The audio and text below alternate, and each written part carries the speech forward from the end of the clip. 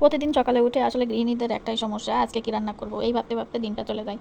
তো সকালে উঠে আমি দেখলাম আমার ফ্রিজে তেমন কিছু নাই, 4-5 টুকরা মাছ আছে। এই মাছ দিয়েই ভাবলাম আজকে আমার মায়ের হাতের ফেমাস রান্নাটা রান্না ফেলি। তো রান্নার জন্য আমি এখানে মাছ ছোটো ছোটো করে টুকরা করে কেটে নিয়ে হলুদ লবণ মরিচ মাখায়ে সেটা ভেজে নিচ্ছি। এই রান্নাটা করতে আসলে আমার আম্মু মাছের মাথা ব্যবহার করে, কিন্তু এখানে আমার কাছে মাছের মাথা নাই, তো কী করবো, মাছ দিয়ে কাজ চালাই নিলাম।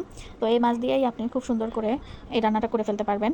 এখানে আমি নিয়ে নিলাম মুগ ডাল, এখানে খুব বেশি না, মোটে 2 মুঠ পরিমাণ মুগ ডাল আছে। এটা আমি সরিষার তেল দিয়ে খুব ভালোভাবে ভেজে নিলাম। তারপরে অন্য জায়গায় আমি পেঁয়াজ কিছু কুচি করে নিয়ে ভেজে ফেলতেছি। রসুন বাটা, আদা বাটা, হলুদ মরিচ আর জিরা গুঁড়া এগুলো দিয়ে সামান্য পরিমাণ পানি দিয়ে কষাতে থাকবেন।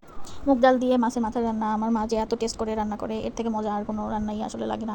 মাছ মুরগি যাই বলেন বা মাংস যাই বলেন, সব থেকে আমার কাছে এটাই বেশি ভালো লাগে। এক টেবিলে যদি মাছ থাকে, অন্য মাছ থাকে, মুরগি থাকে, গরুর মাংস থাকে কিংবা খাসির মাংস থাকে, আমি আসলে এটা দিয়ে খাওয়াই পছন্দ করব।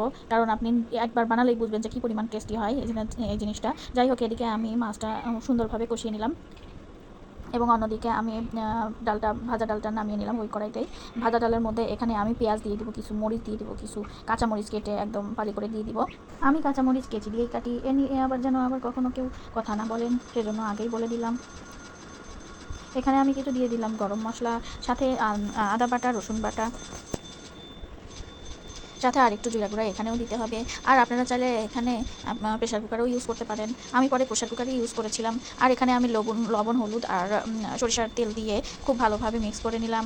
আসলে এখানে প্রেশার কুকার ব্যবহার করলে আপনার ডালটা অনেক ভালোভাবে ফুটে যাবে আর খুব তাড়াতাড়িও রান্না হয়ে যাবে এবং টেস্টিও বেশি হবে। পরে আমি কষিয়ে রাখা মাছটা দিয়ে দিলাম মিশিয়ে এখানে। আর আপনারা লবণটা শেষের দিকে দিতে পারবেন, আর একটু লবণটা খুব ভালো বুঝে বুঝে দিবেন। এই দেখেন, আমি এখানে প্রেশার কুকারে ভালো করে সিটি দিয়ে নিয়েছি। এখানে 3-4টা সিটি দিলেই হয়ে যাবে।